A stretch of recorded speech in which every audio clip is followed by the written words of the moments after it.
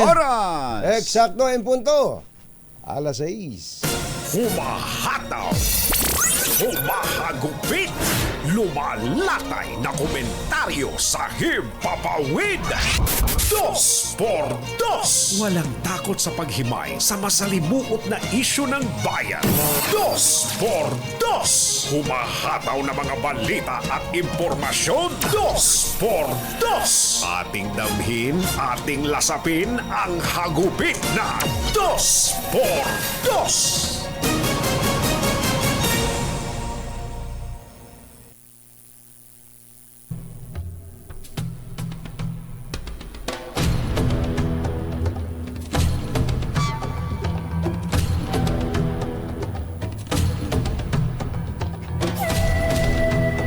Inambalos ng malalakas na hangin at matinding buhos ng ulan. Dala ng Tropical Storm Enteng ang maraming lugar sa Luzon at Visayas kabilang ang Metro Manila. 11 na ang iniulat na nasawi sa mga pagbaha at landslides dahil sa bangis ni Enteng na sinabayan ng na may dalang malalakas na pagulan na dala ng southwest monsoon o habagat. Marami ring lugar ang nalubog sa baha sa Metro Manila, Cavite, Bulacan, Central Visayas at Bicol Region. Habang maraming puno ang bumagsak at naglipar ang mga bagay sa lakas ng hangin ni Enteng. Ang babala po ng Pag-asa ay magpapatuloy pa ang mas matinding pagulan habang ang bagyo ay patungo sa West Philippine Sea hanggang sa araw ng Huwebes. Isyu ng katotohanan. Dos, dos, dos, dos. Pag maitim ang balak, magtago ka na. Dos por dos. Si Jerry at si Anthony, narito na. Dos por dos. Hahataw ng todo, urado ka. Dos por dos. Ang katotohanan, dala nila. Dos por dos. Walang sinasamba pali, maniwala ka. Dos por dos. Hataw ng gusto, tol, umasa ka. Dos por dos. Dos por dos. Lamig. Lamig. Lamig. Magandang umaga, bayan! Bayan! Ito po si Anthony Taberna. Ito po si Jerry Baha. Muli pong sumasa inyo ang Dos por Dos sa umagang ito ng Friday! Yuhuu! Feeling Friday nga ngayon talaga. Sa mga nagtatanong po kung may suspension na ba ng klase, kagabi pa. Huwag na kayo magtanong. Dahil siguradong alam nyo na. Alam nyo na. Maagang nagpasya itong si Executive Secretary Mainit ang ulo ng Luc sekretary. Bersamin. Siguro utos ng Pangulo eh. nakatanggap siguro ng mga reklamo na may mga nakapasok na o naipit na sa mga flooded areas nung magkaroon ng suspension. Kaya ngayon po hindi lang po pasok sa paaralan kundi pati po sa mga ahensya ng gobyerno suspendido. Walang pasok. Ayan. Executive Department lang ba ang saklaw nun, Kumbachero? Ang pagkakaalam natin ay oo. Kaya kailangan mag-sariling deklarasyon ang judiciary at ang legislature. Totoo. Katulad kahapon, kahit suspended na yung pasok sa gobyerno, kumakayod pa rin ang nasa legislative body natin, Kumbachero. Oo nga eh. Oo, legislative branch ng pamahalaan. At matindi yung hearing dyan sa DepEd. Ang dami nating nadiskubre na nakakalungkot. Eto nga, Kumbachero, habang nagbabasa ka ng intro mo dyan, nasusulyap-sulyapan ko itong ilang balita ng mga pahayagan. May kinalaman doon sa budget hearing po kahapon kung saan ay isinalang ang Department of Education. Tandaan po natin, ang DepEd ang laging may pinakamalaking budget. Yes. Nasa konstitusyon naman kasi yan. Taon-taon ho yan ay pinakamalaking budget. Dito lang sa eto, wag naman tatamarin ng mga estudyante at mga magulang na nagpapaaral ng kanilang mga anak sa mga natuklasan po sa hearing kahapon. Grabe. Sa budget hearing kahapon diyan sa Kamara. Eto, sa title lang nitong istorya ng Philippine Star, Kumbatsero, tungkol doon sa hearing. COA, Commission on Audit, COA flags DepEd's 5.69 billion pesos school feeding program. Sa school feeding pa lang yan, ha? Sa pagkain yun. Di ba lagi nating itinataguyod yan na dapat talaga merong chibog para sa mga mag-aaral, sa dami ng mga mahihirap para hindi hinahangin ang ulo May habang ganun nasa eskwelahan. Kaya yung ibang mga bata, hinahangin ng ulo dahil hinahangin din yung tiyan. Dahil kumakalaman yan. Kumakalam din yung sikmura. Jesus Mario Josep, ilang billion to? 5.7 billion. Natuklasan daw po ng COA na mga inaamag, puno na ng yung mga Nutriban ay puno na ng mga kung ano-anong ISOs, mga ninyo, binili natin yan mga nabubulok na unsanitary packaging. Nako. Magkano halaga niya ng pagkain na yan? Halos 5.7 billion, kumbatsero. Sa pagkain pa lang ho ito, ha? Doon pa lang sa school feeding program na may budget na 5.69 billion. Billion. Baboy. Ito.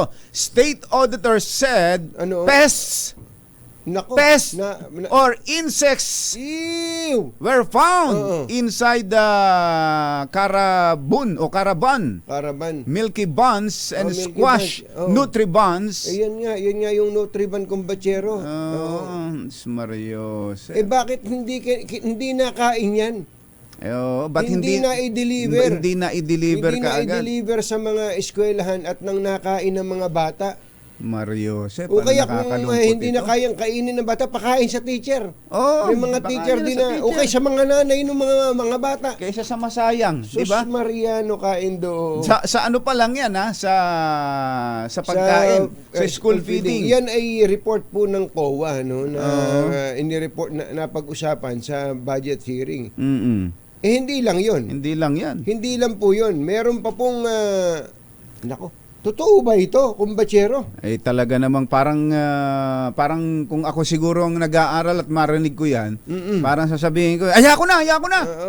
Ayan, sa pagkain pa lang yan. Sa pagkain pa lang yan. Ito po. Ito po yung isa pang nadiskubre.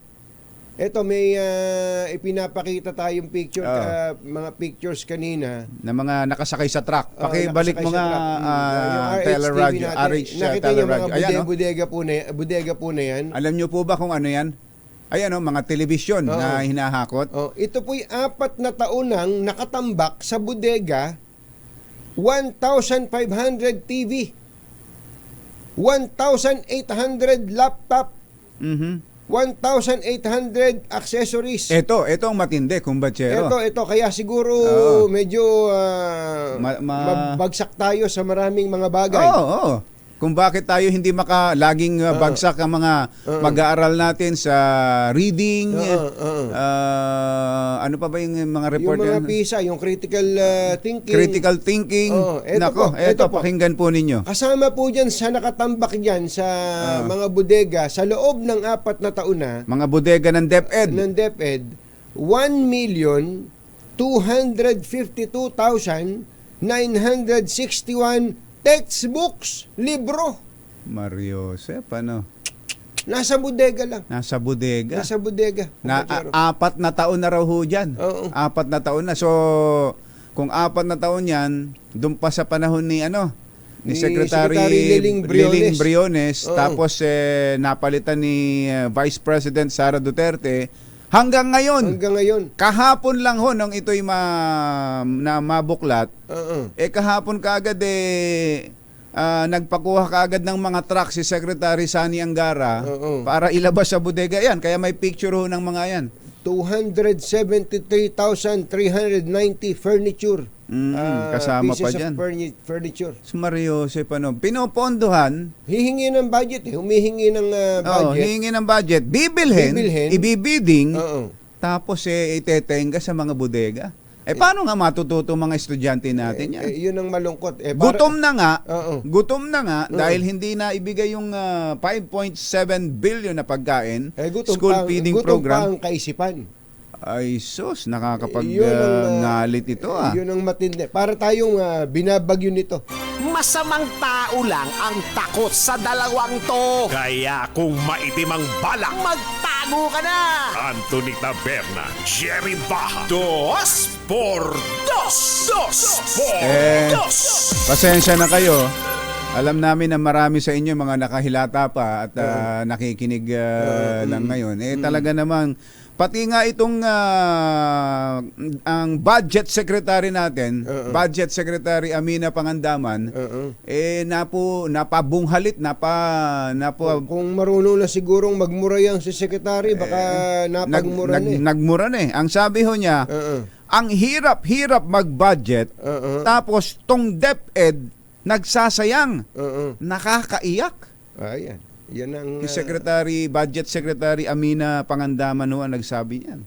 hindi mo Talaga masisi, naman. hindi mo masisisi yung tao para ganun ang kanyang Grabe. maging damdamin Kasi tinuma, hihingi ng budget ang isang government agency. Humihingi. Siyempre, Tapos dahil may kailangan daw. Tapos ganito lang pala ang gagawin. Merong iba na humihingi din, umiiyak din. Hindi, sabihin, wag muna, ito importante ito, DepEd to, okay, edukasyon to Kaya nga malaki budget may yan. iba pang humihingi, umiiyak din. Hindi, wag na itong DepEd kasi muna Mario Kaya Josep, sabi niya, sabi niya kumbachero, ang hirap-hirap mag-budget. Tapos tong DepEd nagsasayang. Nakakahiya.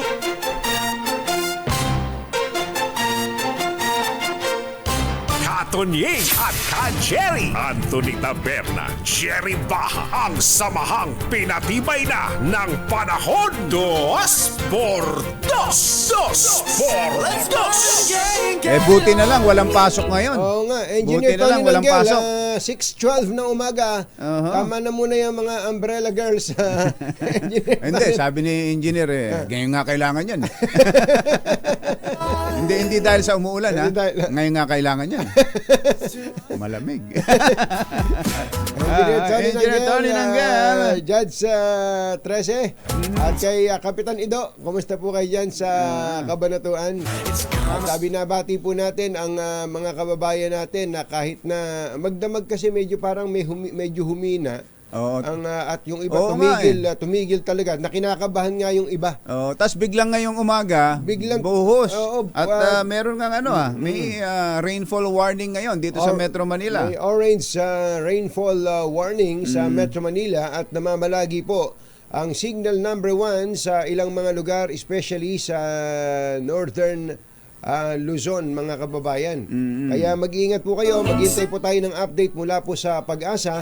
At may mga lugar po na nabaha at nabanggit mo kumbatsero kanina, 11 ang patay. Iniwan pong patay. 11 na raw.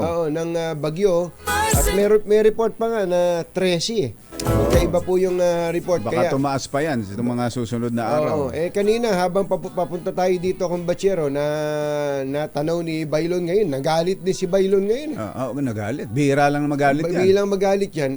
Ang lakas-lakas kasi ng ulan, zero vicinity nga. Zero vicinity. Zero vicinity. Nakita niya yung napakahabang pila ng mga kababayan natin dyan sa may US Embassy. Bakit? Bukas ba US Embassy ngayon? Hindi ba, akala natin pag walang pasok, wala din pasok. Ano yan, mga kukuha ng visa? Mag-a-apply.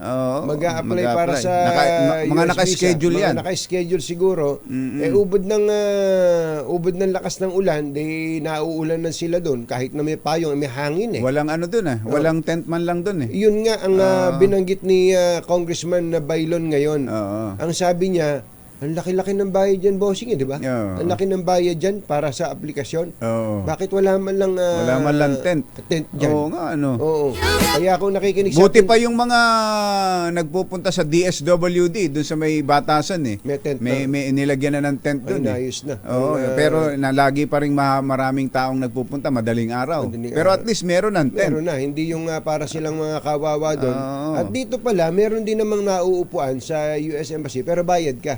May May mga bayad. enterprising tayo mga kababayan dyan na nagpapaupa ng monoblock. Eto lang, yung mga kukuha ho ng visa dyan, baka mabentahan kayo o magrenta kayo ng ballpen.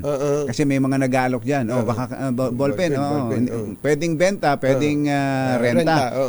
Hindi nyo kailangan yun. Pagpasok nyo sa hindi nyo kailangan ng ballpen. Nagulat ako, may mga ganon. May nagtitinda ng Iba-iba ballpen. samat-saring. Magaling talaga ang mga Pilipino. Very enterprising. Yan po ay sana ma-actionan. Sana maging enterprising din ng US Embassy. US Embassy, oo naman. Kasi total, kumikita, malaki po kita eh. Bilangin nyo ang poste ng mga building dyan sa US Embassy. oo. Ah, Ilan na dyan yung kay Heidi? yung paulit-ulit na di-deny. Ramdam yan ng mga laging denied, Denied ang ang application. Oo, sana naman mabigyan sila ng comfort and convenience. Yung pong mga pumipili dyan. Tama po, maiisip po tuloy, ano kaya, may quota kaya lang talaga itong US Embassy? Sa 100 bang nag-a-apply dyan, talaga bang 20 lang ang ina-aprobahan nila? At yung 80 ay pinagkakakitaan? Hindi, may mga ganun, maiisip mo talagang ganun eh. Magkano na nga yung partner ang application sa US Embassy? $200 na ata eh. Oo, mahal na. Dati, mahal. naabutan mo pa ba yung $100 yan? Oo. $100 yung application dati, naging 130. Ewan ko ngayon kung magkano na. Pamahal ng pamahal po yan, mga kababayan. Ang ganda ng kita ng Maganda US kita. Embassy. Oo, kaya nga ang ganda ng posting. matibay na matibay kahit na nauulanan. Oras po natin, Aichi, ahya, Mr. Jalamtang, Lakyam, Chapchit, Hun, 6:17 ng umaga, ACS Balita. Susunod na! This time check is makatotohanan, balitang maaasahan. ACS Balita. Walang makakaligtas, walang makakalampas. Saan mang sulok ng kapuluan, Luzon, Visayas hanggang Kamindalawan. Basta't may balita, ipagwagwagan ng sikat na tagapagbalita. ACS Balita. Kasama ang 2x2 tandem Anthony Taberna at Jerry Baha. ACS Balita. Ang programang ito ay hatid sa inyo ng ACS Manufacturing Corporation, ISO Certified, maker of world-class quality Pride detergent. Narito na ang ulo ng ating ACS Balita. Libreng internet access sa mga RoRo port sa bansa ikinakasana ng DICT. Special beach para sa mga Muslim bubuksan sa Boracay. Halos pisong taas presyo ng produktong petrolyo umarangkada na. Vice President Sara Duterte kumbinsido na wala na sa KOJC compound si Pastor Kibuloy. Ekeng opisyal ng Malacanang inaresto ng NBI habang guest speaker sana sa isang pagtitipon sa Nueva Vizcaya. At siyam na buwang gulang na sanggol nahulog sa baha sa Naga City. Patay. Magandang umaga, Luzon, Visayas at Mindanao. Good morning, Philippines. Hello, world. Kami po ang inyong mga tagapagbalita. Ito po si Jerry Baha. Ito po naman si Anthony Taberna. At ito ang... ACS Balita. ACS Good News. Naglaan ang Department of Information and Communications Technology o DICT na mahigit 37 milyong piso para sa libreng access sa internet ng mga biyahero sa RoRo, roll-on, roll-off port sa bansa. Nagbid ang DICT ng 37 million pesos na kontrata na naglalayong magbigay ng internet site sa 67 daungan nationwide para magamit ng RoRo travelers Sakop ng proyekto ang ilan sa pinaka-congested na daungan para sa mga ro-ro vessel sa bansa gaya ng Maynila, Batangas, Calapan at Matnog upang matugunan ang connectivity na pangailangan ng mas maraming biyahero. Bubuksan na ng Boracay sa Agyes ng Setyembre. Yan po ay sa susunod na Martes. Ang isang special beach para sa mga Muslim travelers, bahagi ng pagsusulong ng Department of Tourism at ng LGU na maging isang mas inclusive na travel destination ang Boracay. Ang pribadong cove para sa mga babaeng Muslim ay matatagpuan sa Boracay New Coast. Ayon kay Tourism Undersecretary for Muslim Affairs Myra Paz Valderosa Abubakar, marami sa mga Muslim ang gustong mag-swimming sa private na lugar kaya ginawang special beach, batay na rin sa mungkahi ng mga dayuhang diplomat na nakabase sa Pilipinas, kabilang ang mga ambassador ng Brunei at Malaysia. Ang Boracay New Coast ay nasa northeastern portion ng world-famed island kung saan matatagpuan din ang Savoy, isa sa mga hotel sa Pilipinas na nabigyan ng Halal Kitchen Certification. Ayon kay Undersecretary Abubakar na isa sa kasalukuyang trust ng DOT ay gawin ng Pilipinas na isang Muslim-friendly destination at isulong ang iba't ibang produktong halal na nakaangkla sa National Tourism Development Plan 2023 to 2028. Alas 6:26 ng umaga, maupay nga aga mga kasangkayan, mga kabugtuan, mata na kamo, gising na. Umarangkada na ang panibagong oil price hike. Sa anunsyo po ng mga kumpanya na nangi 50 sentimos kada litro ang taas presyo ng gasolina, 30 sentimos sa diesel habang 70 sentimos ang sa kerosene. Sinisi po ng Department of Energy ang panibagong pagsipa ng presyo ng produktong petrolyo sa tumitinding geopolitical tension sa Middle East at biglaang paghinto sa paggawa at pag-export ng Libyan oil. Alas 6:26 ang ating oras. Kuha nga muna tayo kumbatsero ng update sa Pag-asa. At nakatanggap tayo ng mga alert sa ating mga cellphone na merong rainfall warning. Dito sa Metro Manila. Si Miss Ana Cloren Horda ng Pag-asa nasa linya natin. Miss Ana, magandang morning! Si Katunying at si Ka Jerry. Magandang morning po, Katunying at Ka Jerry. Update ho tayo dito sa binabantayan ho nating bagyong si Enteng. Ito pong bagyong si Enteng ay ngayon nasa coastal waters na po ng Paway, Ilocos Norte. So ibig sabihin po nito, nakalagpas na ho ito dito sa mainland or sa mainland northern Luzon area. Pero yung taglay na lakas ng hangin ay umaabot pa rin po sa 75 kilometers per hour malapit sa gitna at yung pagbugso ay umaabot pa rin sa 125 kilometers per hour. Pa-northwestward ang pagkilos sa kasalukuyan sa bilis na 25 kilometers per hour. Nakataas pa rin po yung ating tropical cyclone wind signal number 2 sa may Ilocos Norte, northern portion ng Ilocos Sur, Apayao, Abra, Kalinga, western portion ng mainland Cagayan kasama po ang Babuyan Islands. Samantalang the rest of Ilocos Sur ay signal number 1 naman, pati na rin po sa northern portion ng La Union, Mountain Province, Ifugao, northern portion ng Benguet, Batanes, the rest of mainland Cagayan, the rest of Babuyan Islands, Isabela, northern portion ng Nueva Vizcaya at sa northern portion ng Quirino. Doble ingat pa rin po sa ating mga kababayan sa mga under signal number 2 at number 1 dahil nga po sila pa rin yung direkta maapektuhan nitong bagyong si Enteng na kung saan makakaranas pa rin po sila ng masungit na panahon, may malakas na bugso ng pag-ulan at malakas na bugso ng hangin na kung saan ngayong araw nga itong bagyong si Enteng magdudulot pa rin po ng heavy to intense na mga pag-ulan sa bahagi ng Ilocos Region at may mga moderate to heavy rains pa rin na inaasahan sa may bahagi ng Cagayan Valley at Cordillera Administrative Region. Dahil naman ho sa habagat dito sa atin sa Metro Manila, pati na rin po sa buong bahagi ng Mimaropa area, Zambales, Bataan ay patuloy ho tayong makakaranas ng bugso-bugsong manlakas sa mga pag-ulan. Dala po ito ng habagat na kung saan ngayong alas 5 na umaga nga ho, no, nasa orange warning po tayo dito sa Metro Manila, pati na rin sa may Zambales at Bataan. So ibig sabihin po nito, flooding is threatening na po sa atin.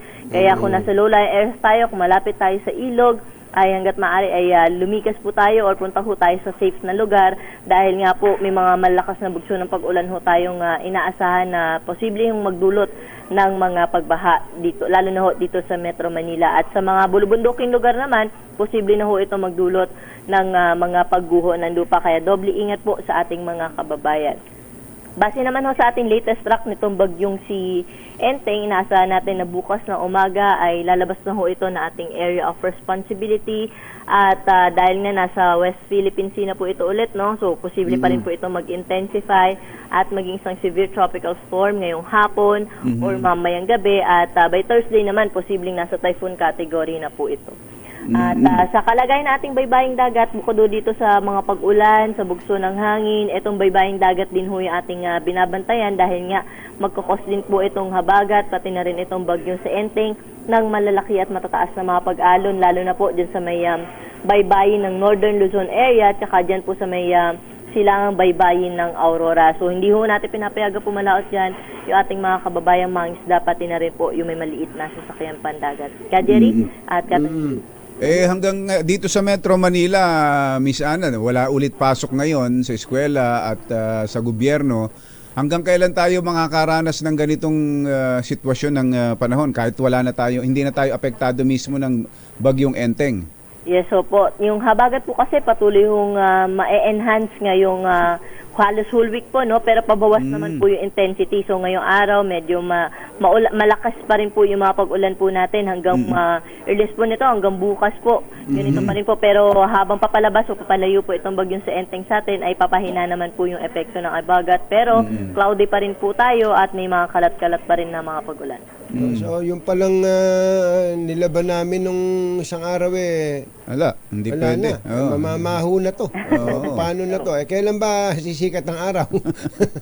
Sa ngayon po, Katonying, nakikita natin na halos tuloy-tuloy ho itong mga pag-ulan.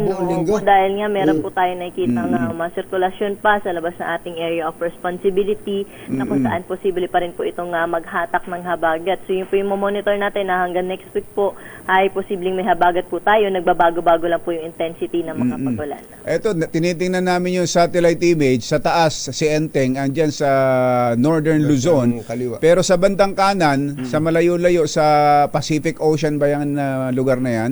Meron ding mga kulay pula ron na misana. Ano ba yun? Yes, tama po. Opo, ito po yung mga cloud cluster o kumpul ng kaulapan na kung saan nga ay posibleng may mabuo po dito na low pressure area. Kaya nakikita ho natin na ngayong week po na to ay may mga habagat pa rin po tayo dahil nga kahit lumayo po itong bagyong sa Enteng, meron pa rin pong posibleng maging low pressure area at hindi rin ho natin i-rule out na maging bagyo itong mga sirkulasyon na to dahil nga ito po ay nasa karagatan, so posible po siyang kumuha ng lakas.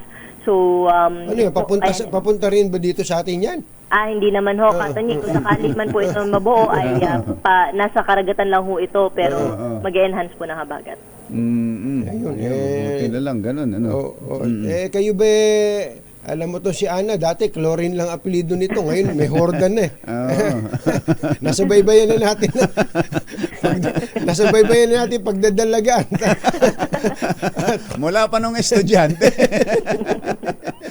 Hanggang sa mag-asawa. Ay baka pagtagal may baby ng katabi si Ana. Habang nag-weather report may batang tatakbo-takbo din. Meron na ba? Meron na po. Congratulations. Talaga naman. Hindi mo man lang kami pinahigop na mainit na sabaw Samantalang kami. Pala yung tawag namin sa'yo. Congratulations. Ilang taon na? One pa lang po. Isang taon. Babae? Opo, babae. Babae. Ayos. Kaya pala nakakapasok ko na uli. Ayos. Maraming salamat, Miss Ana Cloren Horda ng Talavera, Nueva Ecija.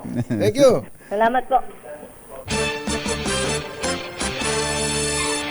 Yan ang wala pala tayong pag-asang makatuyo kumbatsero. So buong linggo na to. Inaasahan ko ang mga sitwasyon natin. Pero ngayong araw malalakas pa ang pag-ulan kaya po tama lang na wala po muna tayo. Kaya yung mga may labada diyan, wag niyo munang basain. Hayaan niyo munang nasa hayaan niyo lang basket. Sa basket. Sa lagayan niyo man ng marurumi. Yung nakapaglaban na, alam niyo na gagawin niyo, ilagay niyo muna sa likod ng ref. Para matuyo. Matutuyo din yan. Bali, tuturo namin sa inyo ang ilang mga tips mamaya sa pagbabalik po ng ating mga Pride washing machine detergent tips. Sa pagpapatuloy ng ACS Balita. 6:34 ng umaga. This time check. Walang balitang makakaligtas, walang balitang makakalampas, saan mang sulok ng kapuluan. ACS Balita! ACS Balita! Ang programang ito ay hatid sa inyo ng ACS Manufacturing Corporation, ISO Certified, maker ng world-class quality Pride Detergent. Hi! Maganda morning! Ano bang araw today, kumbachero? Today is Laundry Day, Pride Day. Yuhuu! At pag Laundry Day, Pride Day, all you need is Pride Washing Machine Detergent. May triple stain away formula kaya tanggalang makapit, madikit, malupit na dumit mancha kaya easy ang labada. Kaya pala mula noon hanggang ngayon, All you need is pride. All you need is pride. ACS. Kasama ang 2x2 Tandem Anthony Taberna at Jerry Baha. ACS Ang daming Balita. nag-share ng kanilang mga karanasan dyan sa pagpila sa US Embassy, ha? ganun? Ito, may mga nagte-text sa atin. 11,000 pesos na raw pala kung batsero. What? Ang pag-a-apply ng... So, kung nga, 200 plus dollars na, no? Oo. Tapos, bukod doon sa mga binebentang ballpen at pinaparenta. Almost $200. Oo. Ito hindi naman mga empleyado ng US Embassy yung nagpaparenta na at nagbebenta ng ballpen, ha? Baka sabihin niyo. Ambassador, sino ba ambassador ngayon? Christy Caney. Ambassador Christy Caney. Hindi na naalis si Ambassador Christy Caney. Hindi. Oo. Meron pa raw, pati cellphone, pati tawag. Ganun? Kasi 'di ba bawal nga ang cellphone sa iwanan. loob. Yung iba ina-advise na wag na magdala ng bag, 'di ba? Kapag yung sundo mo o yung mga kasama mo paglabas mo, tatawagan mo. Oh, nagpaparenta 100 to 200 pesos daw per call. Ang mira talaga mga kababayan natin. At ngayon sigurado dahil umuulan, nako ano yung payong. Payong. Kahit noon nung kapag kahit walang ulan pag maaraw. Payong. Payong yan. Parenta ng payong. Saka upuan. Ito, merong nag-message sa atin dito, nahanap ko lang kanina. Ang sabi niya, saan na po yung part 2 ng security guard at asawang babae na nahuli ni Mr. Iba ito. Iba ho yan. Ohenso D. Iba to. Talagang yun ang inabangan. Ba't naman nabalik tayo doon? Hindi, ito sabi nitong si Jody Sai, last 2 years, $190. So 2 years na daw yung $190. So tama ka, mga almost 11,000. At sabi naman itong si Darwin Dalim, good morning, mag-iwan po ng cellphone sa labas, bayad 500 po. Ganun. Iiwanan mo yung cellphone mo, bayad 500. Totoo ba? Upuan rent 150 to 200 sa US Embassy. Merong ganyan talaga. Tapos safekeeping, ito naman si Romulo Anchieta, ang kinukwento niya, safekeeping ng cellphone 200. Safekeeping. Si Evan lang, if you're inside the USA Embassy, very accommodating and organized, only outside some of them they put in illegal business. Ayun talaga.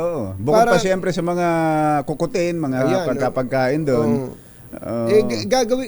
Makakaisip talaga yung mga enterprising na Pilipino na gano'n. Kasi nga, walang provision. Walang provision para doon. Pero yung ballpen, tandaan nyo, hindi nyo kailangan ng ballpen. Baka madali kayo ron, ha? Ito, may nagme-message din sa atin dito, si MC Castillo. Sa kabalbalan ng DepEd, humingi sa akin ang head teacher ng isang laptop computer at nag-donate naman ako. Kung alam ko lang kabalbalan iyan, hindi ako magkakawang gawa. Totoo nga. Biruin mong 1.3 million, almost 1.3 million na mga textbooks ang hindi na ipamimigay. Hindi na pamimigay. Tapos yung laptop, ilang piraso yung laptop, kumbachero? At yung laptop, ilang taon ho yun na may pondong 8 billion pesos, hindi, per year. 2022 tsaka 2023.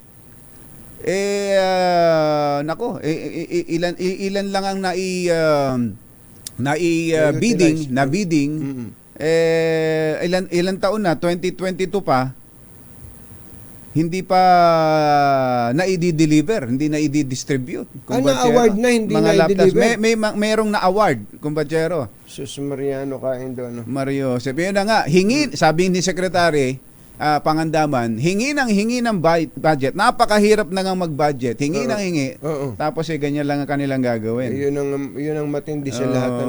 Ito, sabi tuloy ni isang texter natin, ipa-lifestyle check po ninyo, mga heads ng DepEd, hanggang mga regional and district heads. Doon po makikita yan.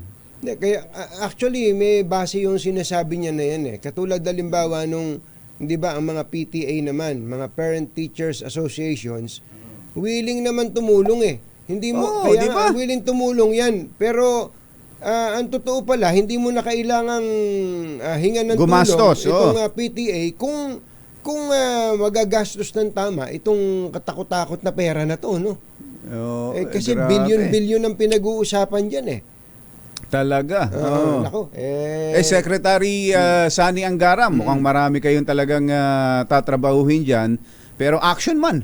May action man, no? Mabilis. Pero Kahapon mo, lang ilang taon, 4 na taon na nakatenga sa mga bodega. Ayun, nagpakuha ka agad ng mga truck. At mga truck pala ito ng AFP. Armed Forces of the Philippines. Nakipag-coordinate ka agad sa AFP para mailabas ng bodega itong napakaramihong mga textbooks, mga appliances at mga furnitures na ito. Laptop, TV sets. Dapat talaga. Mario Joseph. No. Ay, laki ng problema natin. Kasama ang 2x2 Tandem Anthony Taberna at Jerry Baja. ACS Balita. Alas 6:45, napahanak sa kasagsagan ng bagyong Enteng ang isang buntis sa Bordios, Quezon. Pagkatuwang narumisponde sa bahay ng ginang ang rescue team ng Bureau of Fire Protection at Municipal Disaster Risk Reduction Management Office sa Barangay Poblasyon. Binuhat nila ang ginang at sinakay sa stretcher saka inilusong sa baha patungo sa ospital na 1 kilometro ang layo. Ayon kay MDRRMO Chief Garner Jimenez, humingi ng tulong sa kanila ang mga kaanak ng ginang matapos na makaramdam na ito ng pananakit ng tiyan. Ligtas naman at matagumpay na nakapanganak ang ginang sa isang healthy baby boy na hindi pa alam kung papangalanan ding Enteng.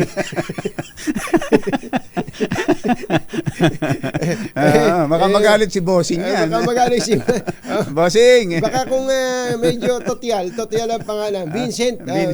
O kaya pasa maganda. Kaya alam, may pinapanood akong series sa Netflix ngayon. Si Vincent. Yung si Vincent. Aso ganun. Pabira na. Ay, Mario Joseph, nabanggit natin ng Quezon. Good morning sa mga taga Lucena, Quezon. Mga taga Lucena. Milda Season. Alam ko kahit nasa Bohol kayo ni Ka Ed ngayon, kayo ay taga dyan sa lalawigan ng Quezon. Kumusta ba si Kuya Kim dyan? Kuya Kim Tan. Si Doc Kim Tan.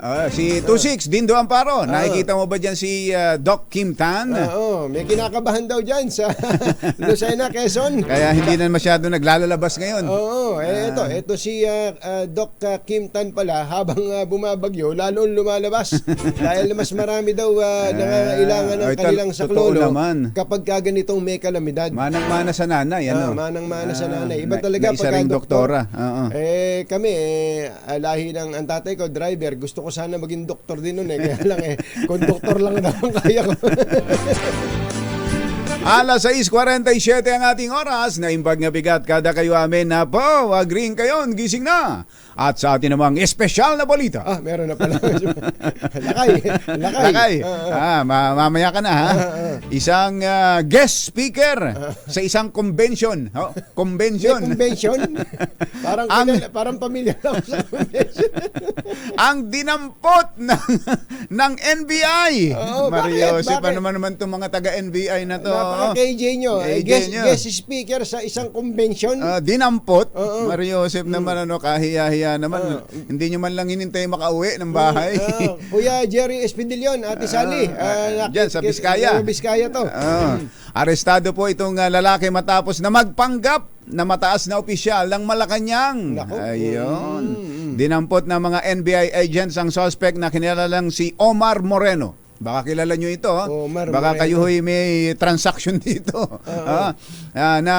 Naging guest speaker sa first Gadang IPS Congress sa Nueva Vizcaya Convention Center sa Bayumbong. Naimbitahan daw po itong si Omar Moreno sa naturang event matapos siyang magpakilala bilang Deputy Executive Secretary. ES look. May bago ka na pala. Ang alam naming Deputy Executive Secretary, si Jomar Canlas. Mario, Ano pangalan?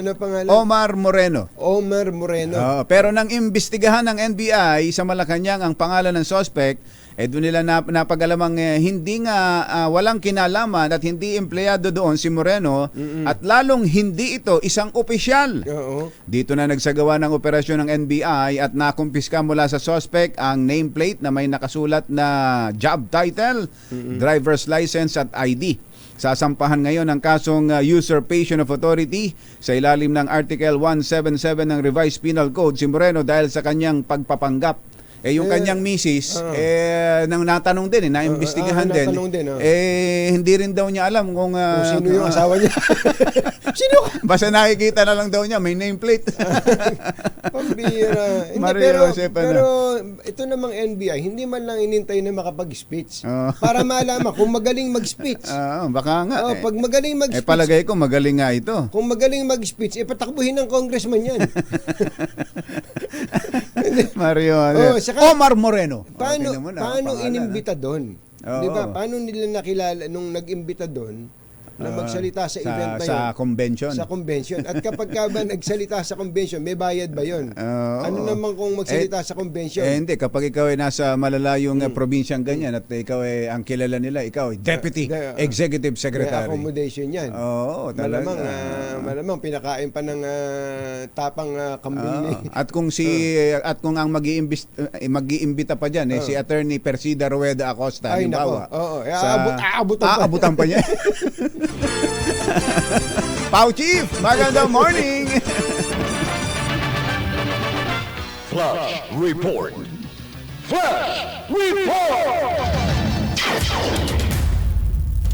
Meron tayong flash report. Meron daw pong 2 babaeng patay sa aksidente sa Maynila. RH29, Boy Gonzales. Come in, boy! Nakabulagta pa yung 2 babae dito na nasawi on the spot dito sa magkaroon na aksidente sa saba ng Lacson Avenue dito sa Sampaloc, Maynila. At dumating na isang ambulansya, tinagpan na muna ito. Pero sabi ng mga nakasaksi, naka-helmet naman, naka-helmet itong 2 babae. Galing sila ng nagtahan sa tulay. Pagbaba ng dito sa tulay ay dito na nagkaroon ng aksidente. At andito na rin yung mga pulis na nag-iimbestiga dito. Paano ba nangyari? Tapos ng namin, ng nagtahan beach. Ay, mabilis ang dating ng motor, madulas po. Nagwigil to, nag-step accident, pagtumba, pumasok yung motor doon. May paparating na isang motor, natamaan yung nadamay din sa motorista. Pero wala po siyang kabanggaan. Walang self-accident. Pero madulas. Ngayon, nung pagkatalsik po ng motor, may parating na isang motor, dadamay po yung isa. Katugatan sa papo. Dalawang to sa red. Wala pa po Kinukuha pa po namin ng pagkakakilanlan sa mga kamag-anak helmet po, may po na yun. Opo, may po na yun. Tumampa po sila sa gutter. Ano ba pangalan nila, sir? PSSG Aquino po. Aquino. Mabilis daw ang takbo, boy. Mabilis takbo ng batay po sa mga witness natin. Nakasunod din lang motor, mabilis po. Nako, yan lang nga sinasabi natin. Parang yung babae. Pagkasabi lang po. Taga Pangpang daw po yung isa eh. Yung sa Paranaque. Oh. Salamat po. Dito na po yung mga bisikador. Magkaangkas yan, boy, parehong babae. Oo, magkaangkas. Yung motor nila, isang, anong klase yung motor nila? Mio gear. Oo. Talagang malungkot to. Dahil sa yung kamag-anak na dumating dito at iniimbestigahan na nga ng mga tauhan ni Police Major Anthony Olgado. Sige, at nang malaman din natin kung ano ba yan, muulan ba kanina? Malakas ba ulan? Madaling, bago mag-alas 5, may kasabay siya eh. Malakas ba ulan kanina? May kasabay na sa kanya, no? Malakas? Oh, mga alas 5, malakas nga ulan niya kanina. 1:35. Oh, kalakasan niya. Ito kasabay niya, anong dala mo sa sakyan, boss? Kotse. Si kotse. Ay, ano pa mo? Ivan? Ivan. Si Ivan to. Yung kasabay niya. At mag-alas 5 pa pala ng madaling araw. Nang nangyari itong malagim na aksidente sa Lacson, corner Tuason Street sa Sampaloc, Maynila. Ito si Bay Gonzales para sa DCRH, una sa Pilipinas, una sa Pilipino. Flash Report. Flash Report! Nagatid sa kabuuan ng ating ACS Balita, ito po si Anthony Taberna. Ito po si Jerry Baha. ACS Balita. 6 na minuto na lang, alas 7 na ng umaga. Balitang makatotohanan, balitang maaasahan. ACS Balita. Ang programang ito ay hatid sa inyo ng ACS Manufacturing Corporation, ISO certified, maker ng world-class quality Pride detergent. Ang mga kumbatsero ng bayan, Katunying at Ka-Jerry. 2x2. Nakakahindak din yung tugtog ng Meralco na yun. May power ang may alam. Hey! Oy, happy birthday pala. Batiin lang natin kumbatsero. Birthday ngayon ni Senator Grace Poe. Ayan, Senator Grace Poe. Senator Grace Poe. Happy birthday. Birthday po sa inyo. Oh. Wala ba tayo dyan? Wala ba tayo dyan? Wala ba tayong... siya ang chairperson ngayon ng Senate Finance Committee. Yung Senate dating Finance. hawak ni ngayon ay Secretary Sani Angara. Ayan. At kasabay niya nagbe-birthday si na Raul Esperas. Ayan. Raul Esperas ng DWIZ 882. Miyembro ng KBP. Yeah. At ganoon din si Aris Ilagan. Ayan, Aris. Happy birthday. Ayan, si Kuya Mel Magno. Ayan, nakikibati rin kay Senator Grace Poe. At si CSC Chairperson Carlo Nograles ay birthday mo rin pala ngayon, Mr. Chairman. Mr. Chairman. Happy birthday. Maraming nagbe-birthday yun kahit bumabagyo. Si Police Brigadier General Anthony Aberin ang pinuno, ang director ng Region 7 ba yung Cebu? Region 7. Region 7 Police Office. Ayan. Happy birthday, General Anthony Aberin, Tol. Ayan. Happy birthday. At ganoon din kay Bossing Papay Alcañases. Happy birthday. Binabati ka ni Admiral Adeluis Bordado. Oy, Admiral, nakabisita ka na ba sa Bicol? Kumusta ba yung mga tanim mong sili doon? Sana hindi nasira ng bagyong si Enteng, ano? Admiral Adeluis Bordado at ang buong PMA Marine Class of 1988 ay bumabati kay Papay Alcañases. Ay, nga pala, kumbatsero, may pinadala sa yung chicharon dyan, bagong luto. Nakita mo ba kanina? Si Kuyang Aris Ramos ng Bulacan. Kaya Aris. Naman. Ano bang brand nung chicharon na yan? Tatanong natin. Yung paborito ba ni Mother yon? Mother, yan ba yung paborito mong chicharon? Oo. Si Kong Doming Mariano ba ng Santa Maria? Wala ba tayong chicharon dyan? Ayaw ka mag-alala. Si Kong Ador Plato ang bahala. Bahala sa'yo. Oo nga, kung Ador, alam tayong gatas ng kalabaw dyan. Uy, huwag Yung kayong masyadong sana, gagatas ng kalabaw ngayon na umuulan, ha? Oo, medyo mahirap. Kasi ang dumi, yung pong, kalabaw, hindi, pasilungin nyo muna yung kalabaw.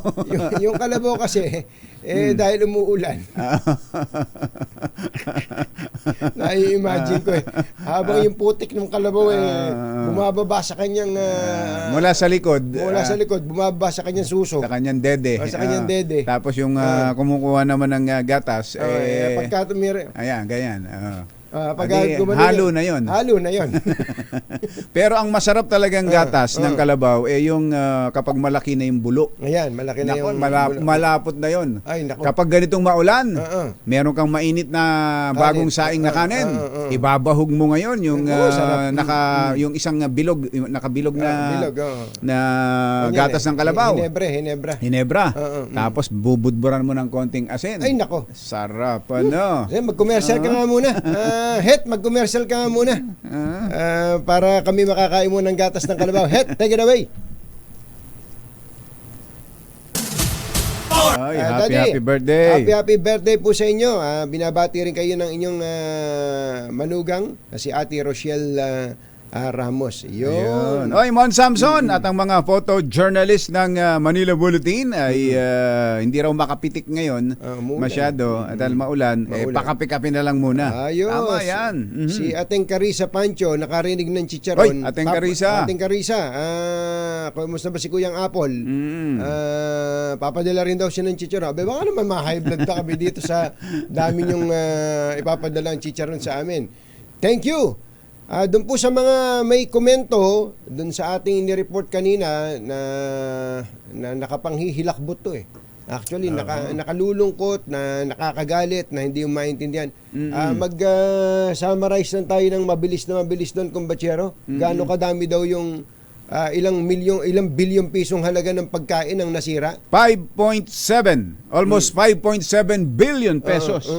At yan po'y pinuna ng COA. COA mismo ang pumuna niyan. Anong pagkain yan? School feeding program, mga Nutriban. Nutriban, gatas. Nang matuklasan daw sa report ng COA, inaamag na, mga nabubulok na. Ayan po, ulitin natin, napakatagal na. Mahigit 5 billion. Almost 6 billion nga no? Doon tayo sa rounding off sa kabila Ganong kalaki ang halaga. Tapos katakot-takot pong mga TV gamit, sets, laptop at iba pa. Textbooks. Textbooks ang nakatenga lang sa bodega.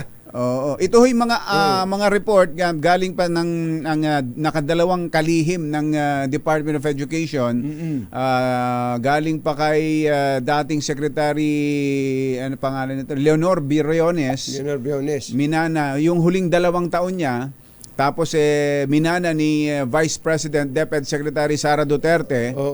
Wala rin nangyari. Ganun pa rin ang naging sitwasyon. Pag-upo ngayon ni Secretary Sani Angara, nakakailang araw pa lang, ilang buwan pa lang. Isang buwan. Ipinahakot na sa mga truck ng AFP. Dinideliver na po. At sana mapakinabangan po ng ating mga kabataan. Isip-isipin nyo, ang ratio pala, kabataan at teacher. Kasi may e-learning Ang ratio pala ng computer natin, ng laptop at teacher, 30:1. 30:1. Isang laptop ang pinagsasalu-saluhan ng 30 teacher. Tingnan nyo na yan. Opo. At isang laptop ang pinagsasalu-saluhan ng 9 na estudyante. Ganun po kalaki ang... Tapos hanapin mo yung laptop, nasaan? Nasa mga bodega. Nasa bodega. Masamang tao lang ang takot sa dalawang to. Kaya kung maitim ang balak, magtago ka na! Anthony Taberna, Jerry Baja, 2 por 2! 2 por 2! Hindi kaya sira yung laptop kaya ayaw i-deliver? Baka sira. Baka ito yung mabagal na laptop. Ba't nila binili? Oo, baka yun nga. Ba't binili? Baka yun ang requirement. Kailangan sira at mabagal. O kaya mabagal para bilhin. Para bilhin. Dapat mahal.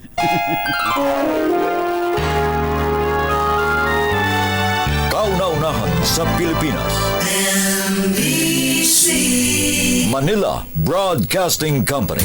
DZRH DZRH, member, kapisanan ng mga broadcaster ng Pilipinas. Member KBP! Oras! Kapopoy, 11 minuto na makalipas ang ikapito ng umaga. Balitang bagong-bago, balitang dapat alam mo, balitang magdadagdag ng talino dahil bagong impormasyon, makibalita, unang-una sa DZRH. Pangunahing balita kasama ang 2x2 tandem nina Anthony Taberna at Jerry Baha. Sa ulo ng ating mga pangunahing balita, 11 patay sa paghambalos ng bagyong Enteng sa Luzon. Maagang abiso sa work at school suspension iniutos ni Pangulong Bongbong Marcos. Titi Sara, nag-iwan ng maraming problema sa DepEd, kabilang ang mga hindi na ipamigay na laptop sa mga guro. DepEd Secretary Sani Angara walang balak humingi ng confidential funds. Nagpakilalang mayor ng Bulacan, ipinatawag ng LTO sa paglabag sa EDSA busway.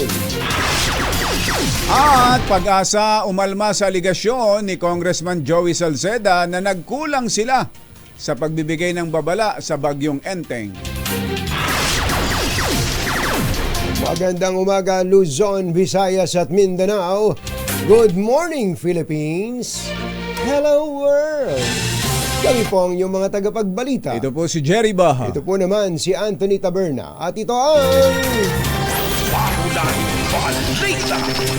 sa detalye ng mga balita, nagdulot ng landslide at pagbaha ang malakas na ulan na dala ng Tropical Storm Enteng na sinabayan ng malakas na hangin simula linggo ng gabi hanggang kahapon na nag-iwan ng hindi bababa sa 11 kataong namatay. Gayunman mas mababa ang death toll ng NDRRMC na umaabot lamang sa 2 habang 10 ang sugatan. Sa report ng Antipolo City Risk Reduction and Management Council, 4 ang namatay dahil sa landslide habang 3 ang nalunod.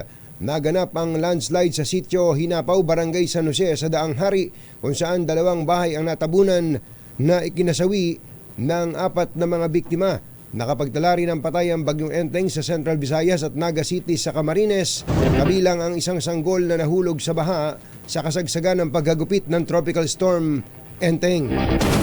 May follow up tayo doon sa landslide diyan po sa Barangay San Jose, Antipolo, Rizal. Sa unang report dyan, nasa 7 ang iniulat na namatay.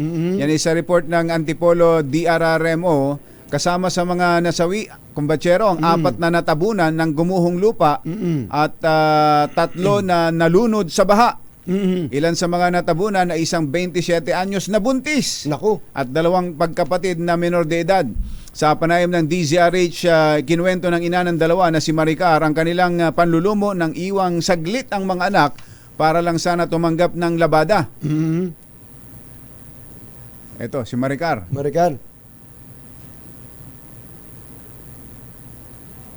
Nawala na. Sige. Ako ng bahay alas 7. Ginising ko po yung 2 anak ko para magkape na. Sabi ng 2, mamaya na ma. Sabi ko, magkape na lang kayo dyan. Papasok na ako. Sige ma. Sabi ng 2 anak ko. Maya may pumunta doon sa akin. Ate Maricar, yung anak mo doon, nadaganan na. Takbo akong pababa. Ngayon, hindi ko po talaga kaya na i-rescue yung 2 anak ko. Kasi puro lupa na po silang lahat eh. Ayun. Ang ina na si Maricar, ang biktima ho ng landslide dyan sa Antipolo. Kaugnay niyan, may follow-up report si RH52, Edniel Parosa. Kami Edniel! Mahamog na umaga, Jerry at Anthony, mula rito sa kabundukan sa Barangay San Jose, Antipolo, Rizal. Pinalikan nga natin ito isang araw matapos nating makapanayam si Nanay Maricar. At sa pagkakataong ito, natunto natin itong lugar kung saan nanggaling yung tipak ng lupa, Jerry at Anthony, na bumagsak doon sa bahay na kinaroroonan ng kanyang anak na parehong binatilyo magkapatid at kanilang kasama sa bahay na buntis. Dito yan sa Daang Pari. Kapag dumating ka rito, Jerry at Anthony, via highway, kinurdonan na ng Antipolo City Disaster Risk Reduction and Management Office itong daanan patungo rito sa lugar. Pero itong nasa aking likuran, dito matatagpuan yung ilang mga kabahayan pa rin na patuloy na nakatira dito sa kabila ng matagal na umanong babala ng City Hall at ng LGU nga na delikado itong nabanggit na area sapagkat matagal na palang landslide prone ito at sa tingin dito may malakas na pag-ulan at kalamidad ay talagang may panganib na bumigay ang lupa. Itong mga kabahayan sa aking tabi, Jerep Anthony, ituturo ko lang saglit. Yung nasa trapal na yon, ito, trapal na yan, may bakanting lote dyan, Jerep Anthony. Diyan ang galing yung lupa na tumabon doon sa bahay nung 3 biktima na kinabibilangan nga ng isang buntis.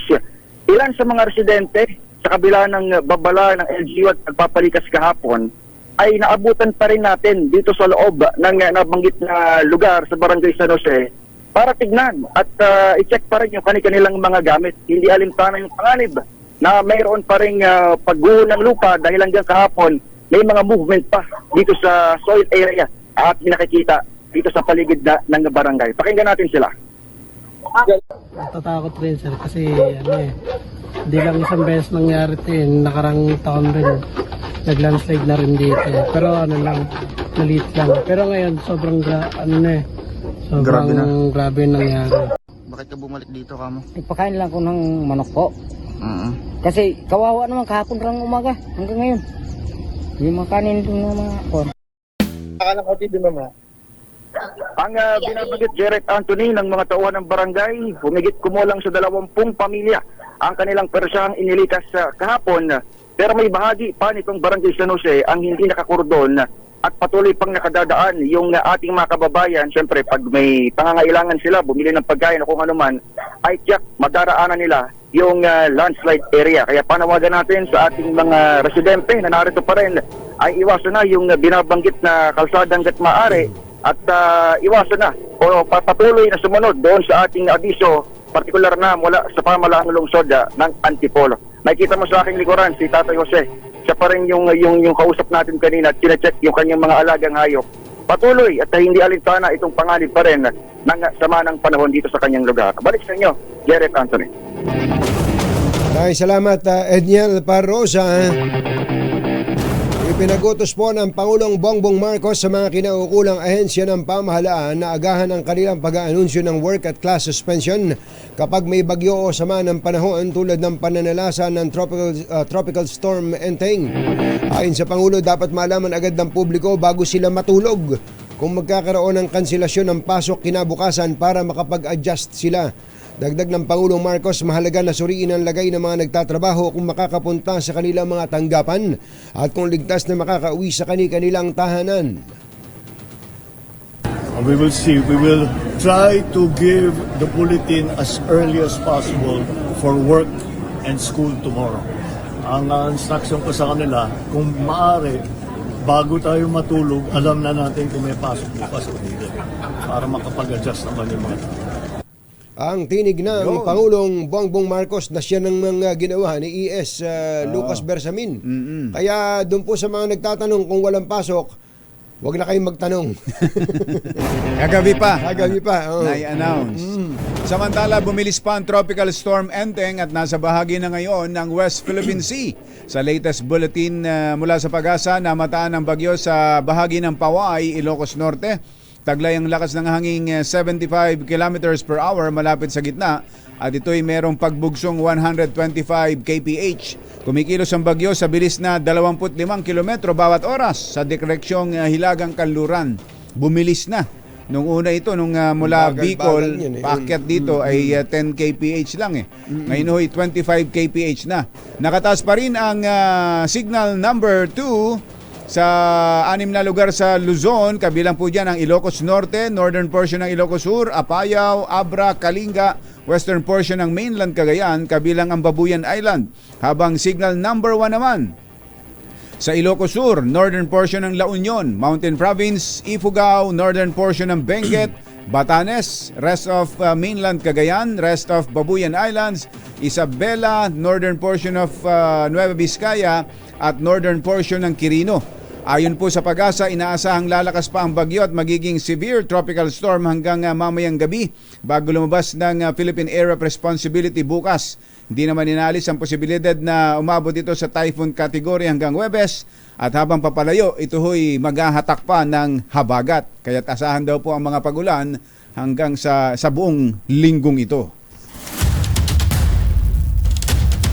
Samantala, meron po tayong follow-up report sa inanod na barge dyan sa Rosario, Cavite. Nahatak na ba yan? RH15, Giselle Ricafort.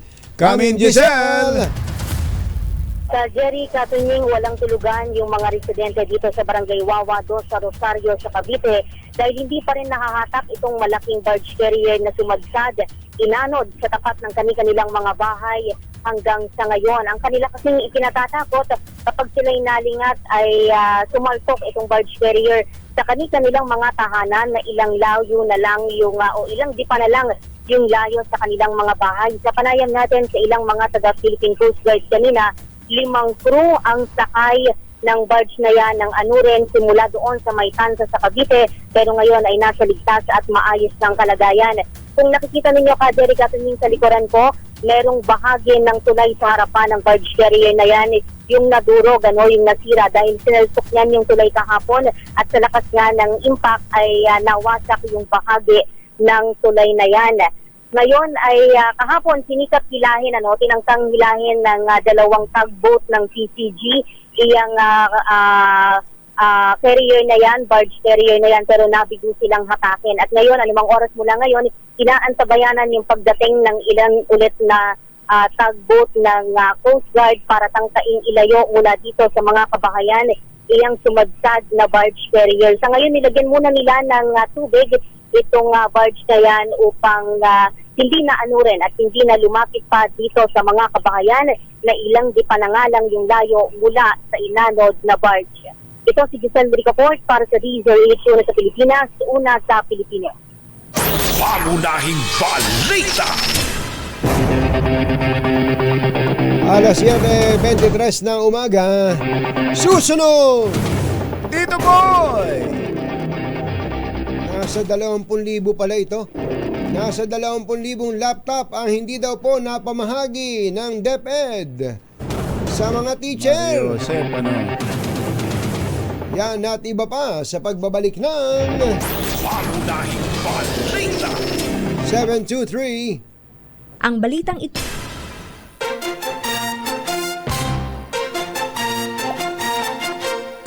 Katunying at Ka-Jerry, Anthony Taberna, Jerry Baha, ang samahang pinatibay na ng panahon. 2x2. 2x2.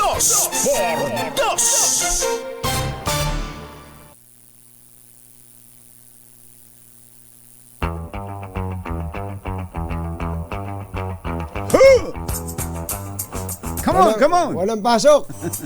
Wala. Walang pasok. Alas 7:30 na. Okay lang. Medyo chill-chill lang mga bata. Pero wag nyo naman sayangin yung araw Magtanong nga tayo sa isang nanay kung ano ba dapat na ginagawa kapag walang pasok ng mga bata.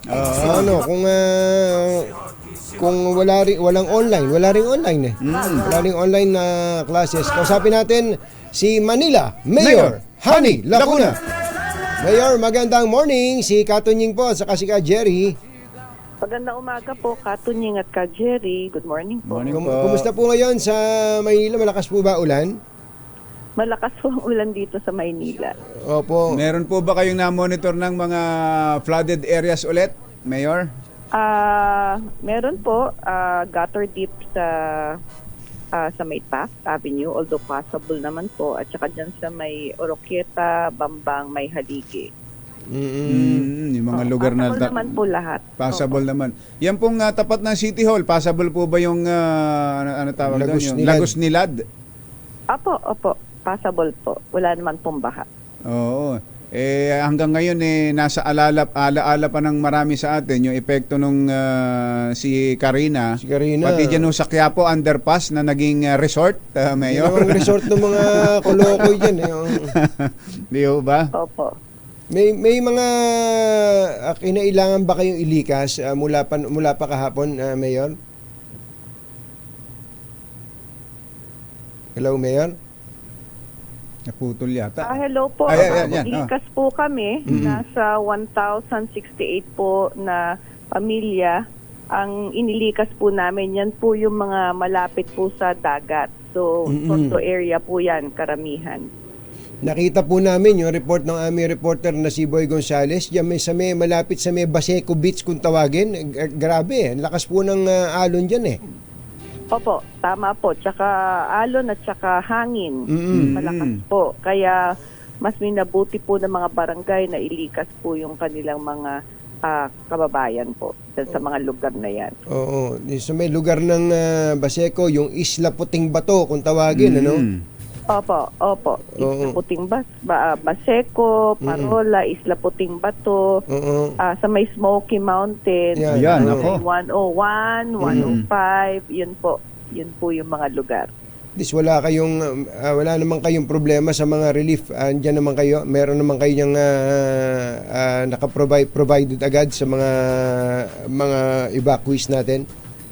Meron po. Kahapon pa po nagbigay na po tayo ng mga food boxes. Tapos nagpakain din po tayo. May mga hot meals din po yung ating mga kababayan. Doon po sa mga areas kung saan po sila in-evacuate. Mayor, kahapon po, tinatawagan sana namin kayo. Kinapos lang kami sa oras. Anong oras ba talaga kayo nag-suspend ng klase? 2:00 po ng umaga.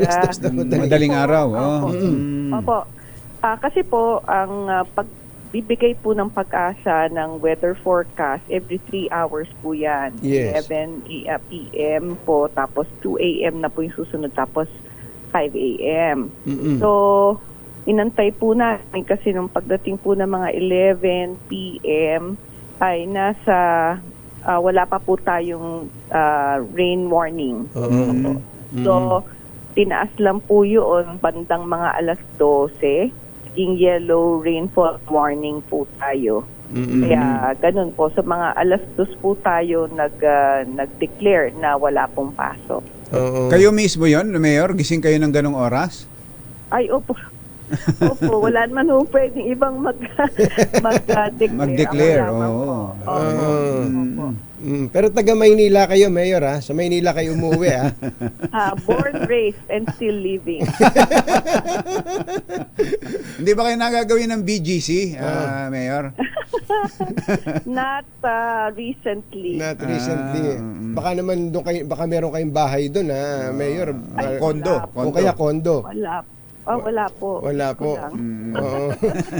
Gusto ko lang siguraduhin kasi may mga bubwit si Lakay Deo Macalma dito na meron daw mga mayor na hindi naman nakatira sa kanilang lungsod. Ay, ganun po ba? Oo. Buti na kaya inuurirat po namin kayo, Mayor. Opo, ako po ay taga Maynila po. Meron ba kayong kilala na gano'n? Taga Maynila pero hindi naman umuwi sa Maynila lagi? Ano, Mayor? Hindi kayo makasagot, Ay po yan! Baka meron kayong kilala, sabihin nyo naman kami. Baka kayo kilala po ninyo. Kilala po namin. Mayor, ang isa pong actually kaya rin po kami napatawag, meron po bang hindi pa kayo na ibibigay na allowance, yung health emergency allowance na inendorso na po sa inyo ng Department of Health? DOH. Ay, hindi po. Mga 2 months ago pa po yan. Naipamigay na po yung health emergency allowance. In fact, noong may meeting po kami mga around 2 months ago with DOH, kinukulit nga po namin sila na kailan ba nyo i-download sa CP yung HEA na tinatawag. Kasi 17 months po yan na health emergency assistance po sa mga frontliners natin during COVID. Ang sabi naman po nung kausap namin sa DOH, bukas po i-download na. Kaya tuwa po kami nung sinabi po yan sa amin. At agad-agad po, nakahanda na. Tagal na nakahanda ng mga payroll ng mga tao. So, immediately po, nirelease po namin yan. Pagkakuha pa lang namin. So, wala kayong utang whatsoever sa mga health workers natin? Wala po? Wala po. Wala Meron pong mga Yung sinasabi nila na under DILG na nag-a-appeal naman po yung mga contact tracer. Nag-a-appeal po sila na sana mapasama sila. Inaantay lang po yung daily time record nila. Yun po. Pero kasi hindi sila under ng Manila Health Department under DILG po sila. Nung nalaman po nila na meron po binigay na HEA, so nakiki-appeal po sila na baka sakaling mapagbigyan din po sila. Mabuti po kinlaro niyo 'yon dahil magaling din yung mga gumagawa ng istorya, no? Ang alam ko po, Katunying, sa iba pong mga lungsod hindi pa ho kumpleto yung kanilang HEA, pero sa City of Manila po naibigay po agad. Okay. Ay, mainam naman. Opo. Mayor, isa na lang. Kanina pong papunta kami dito ni Kumbachero sa PICC area, sa DCRH. Nadaang ubod ng lakas na ulan zero visibility sa Roas Boulevard. Nadaanan namin yung mga kababayan po nating pumipila, siguro may scheduled interview sa US Embassy para sa visa. Ubod na ang daming tao po doon sa may Roas Boulevard. Lakas na ulan. Lakas ng ulan, wala man lang masisilungan doon. Ano ba pwede? Unang-una, pwede ba kayong makialam doon dahil baka sabihin ng US Embassy amin to. Pero sa harap man lang. Tama po kayo dyan. At saka yung Rojas Boulevard po, bagamat yan po ay nasa lungsod ng Maynila, under po yan sa national government talaga. Kaya sila lang po ang pwedeng magdesisyon patungkol dyan. Pero yung halimbawa po, malagyan man lang sila ng masisilungan doon, wala ba kayong tolda? Tama po kayo. Pwede naman po.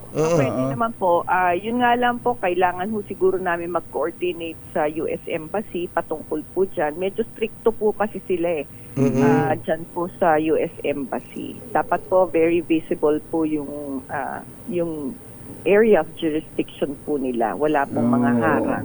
Ang naging hanap buhay ito na tuloy doon Mayor, nagpapaupa ng payong. Mapaaraw, mapaulan, may mga nagpapaupa doon. Nagpapaupa ng mga upuan, monoblock. Yan. Opo, tama po kayo dyan. Hayaan nyo po at makikipag-coordinate po tayo. Nako, malaking tulong ho yan pag Opo. Pag nabigyan man naman ng masisilungan doon, hindi naman kailangan masyadong mataas para matakpan yung US Embassy. Dito lang, sa banda rito naman yun Dito lang. Hindi na nga nila tapat yun. May gilid naman po Opo. Kayo. Opo. Ito, may pahabol na tanong po. Hindi niyo raw po ba pamangkin o kamag-anak si Chloe San Jose? Ay? Hindi po Hindi po Ang bata po, nakakinis ng balat. Kakulay lang ng buhok. Mayor, salamat po sa inyo. Magandang umaga po. Ingat po kayo. Thank you, Mayor. Si Mayor Hani Lacuna po yan ng Maynila.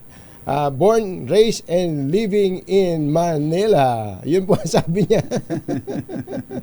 Masamang tao lang ang takot sa dalawang to. Kaya kung maitim ang balak, magtago ka na! Anthony Taberna, Jerry Baja, Dos por Dos! Dos por Dos!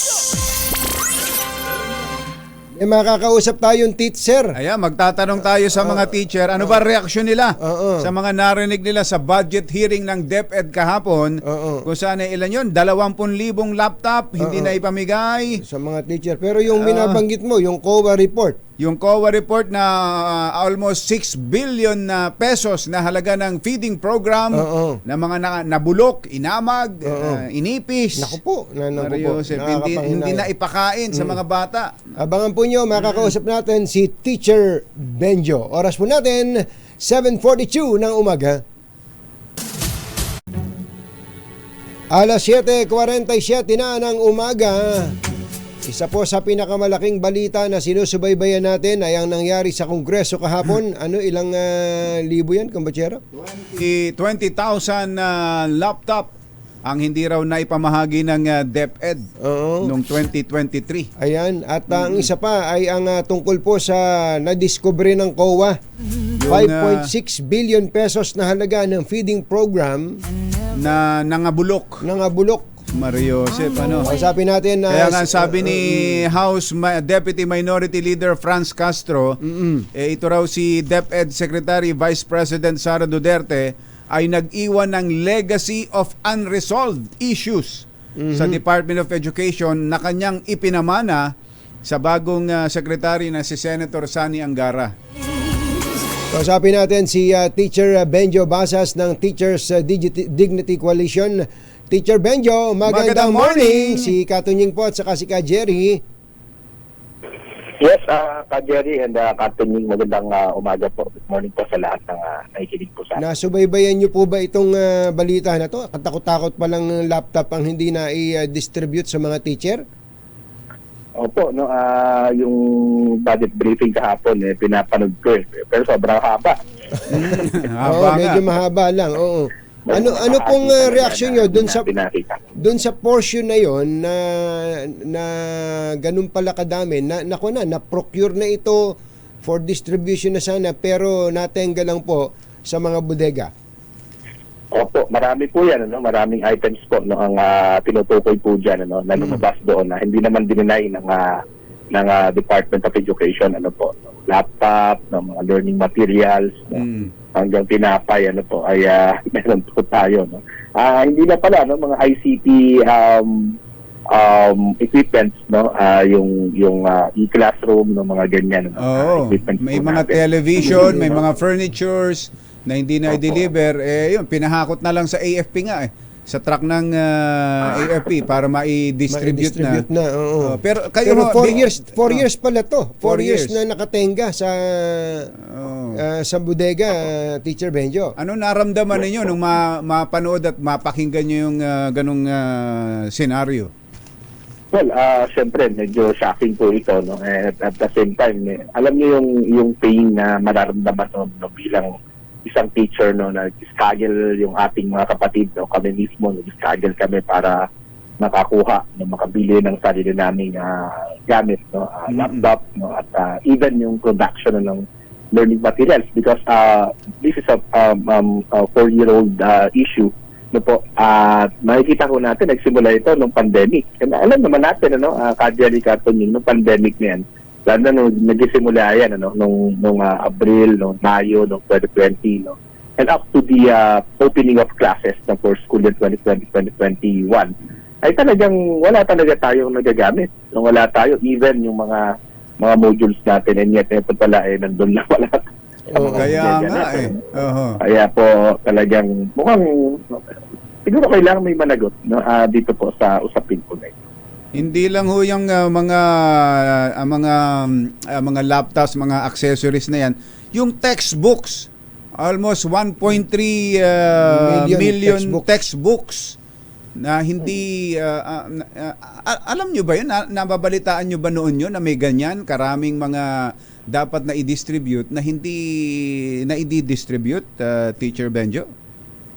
Maliban yung lumabas na rin naman sa mga investigation po nung ating o sa mga hearings po sa lower house nung nakaraan na meron pa tayo mga alam yung hostage na materials natin nandiyan sa isang bodega sa Taguig maliban po sa mga yun hindi na po natin alam yung iba pang mga detalye kasi these are all procurement methods po na ito po talaga yung naging problema ng DepEd mula sa procurement hanggang dun sa distribution siyempre kami yung kami yung end user kami dapat to recipients at yung mga bata pero nagtiis po yung ating mga bata at ating mga guro na ang kalagayan natin ay talaga. So may mga request po ba kayo diyan, mga teachers? Kayo naman may mga sa Teachers Dignity Coalition, nagre-request po ba kayo sa DepEd para po magkaroon kayo ng mga laptop? For example, yung laptop muna ang mag-focus tayo doon. Yes sir. Ano po sagot nila? Ano sagot nila pagka po nag-request po kayo? Well, ang sinasabi naman generic naman po kasi yan halimbawa siguro natin to Katunying para malinaw yung illustration natin. Sa eskwelahan po natin, wala naman po talaga, hindi naman tayo maaaring mag-request. Maliban na merong dumating na laptop allotment doon sa school. Pero ilan lamang po yan sa isang paaralan.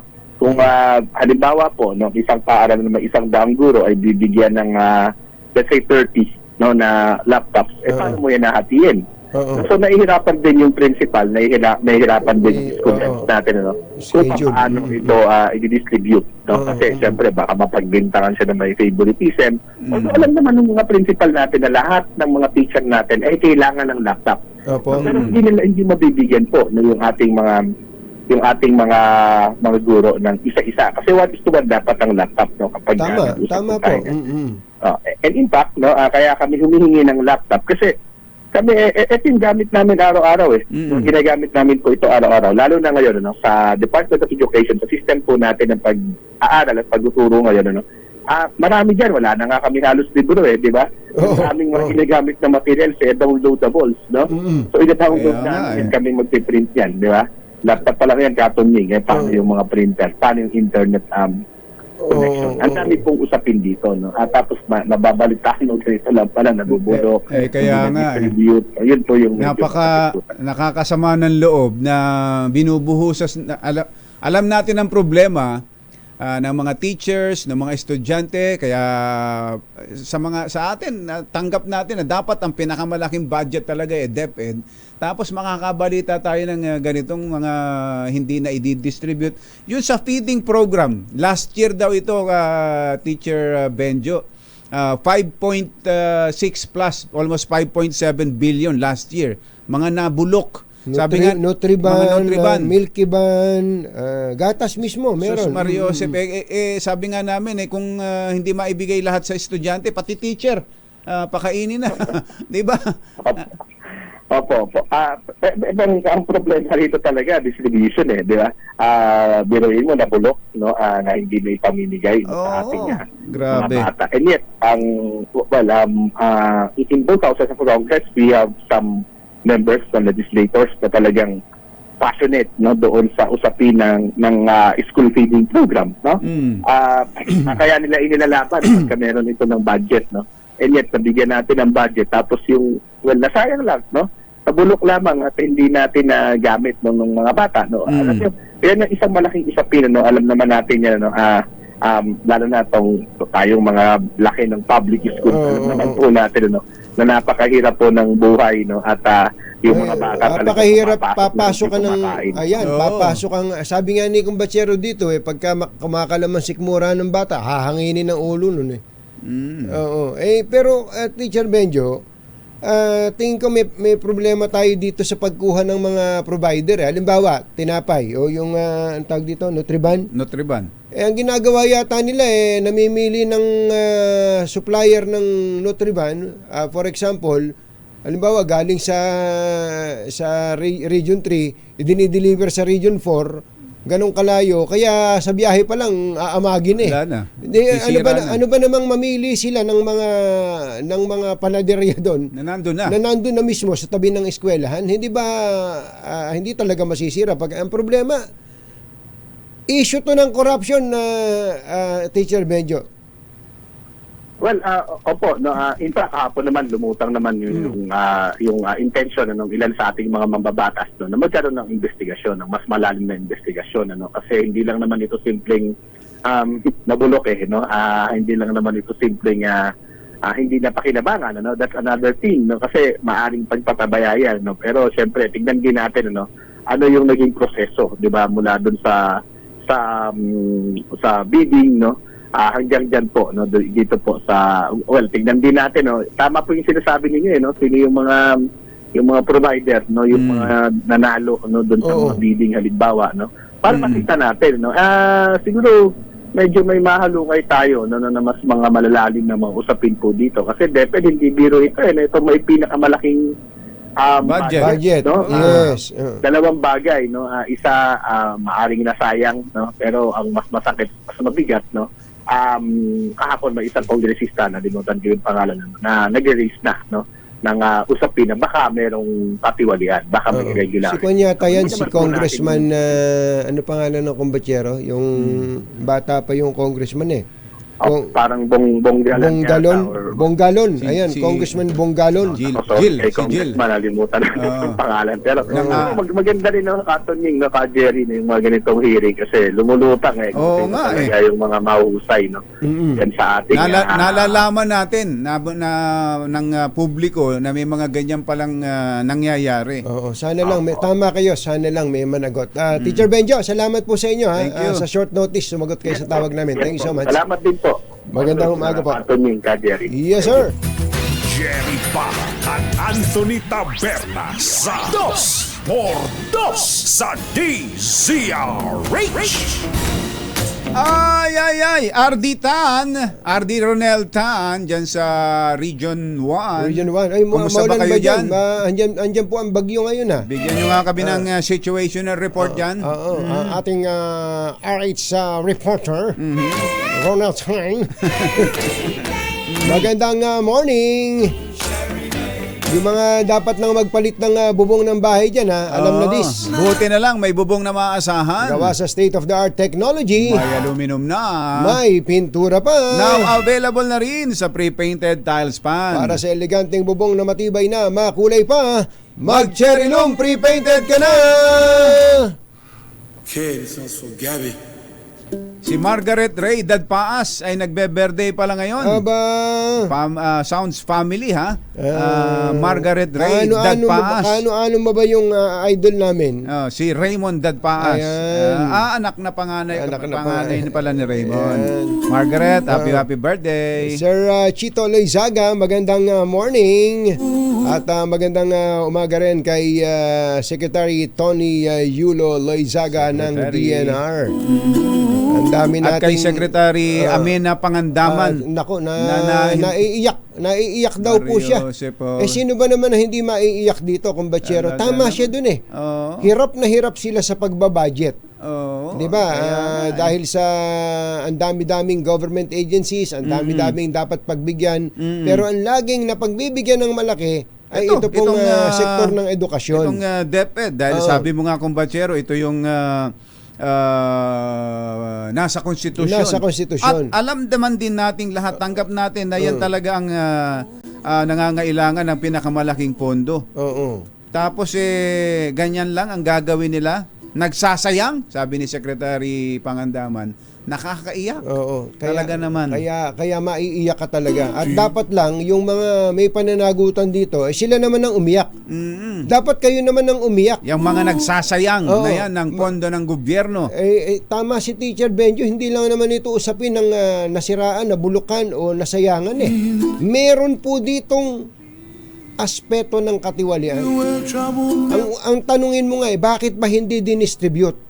Sinadya ba yung hindi i-distribute? At kung nagkaroon ng problema doon sa mga kinuntratang kumpanya, kung sino man yan, may pananagutan pa rin bilang isang opisyal ng pamahalaan, ang DepEd, mga tauhan nila, dapat trabaho nilang bantayan yung binayaran na yan ay dapat ma-deliver on time nang hindi nasisira at makain ng mga bata. Yan yung sa pagkain. Doon sa, halimbawa kung batsero, doon sa laptop, baka naman kaya talaga hindi nyo i-deliver yan. May diferensya yung laptop. Ayan. Baka naman kaya nahihiya kayong i-deliver ang telebisyon dahil outdated na. Baka yun. Baka kumuha kayo ng mga produkto na deklaradong bago, brand new, pero baka naman ang specification nito ay napaka-inferior o luma na. Baka yun ang dahilan, hindi simpleng ayaw i-deliver to.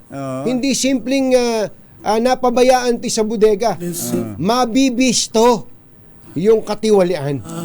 Tingnan nyo, anong kalidad ng mga bata meron tayo kapag ang pag-uusapan kaalaman at edukasyon. Yun, nakikita. Reflection ho yan.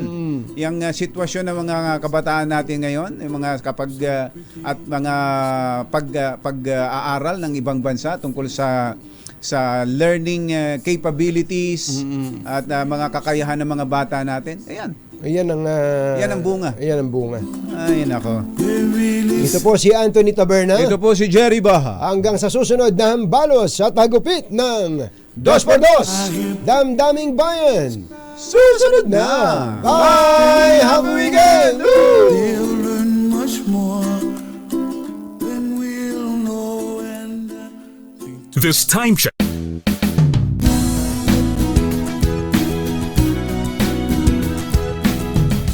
Magbago man ang panahon, doon kami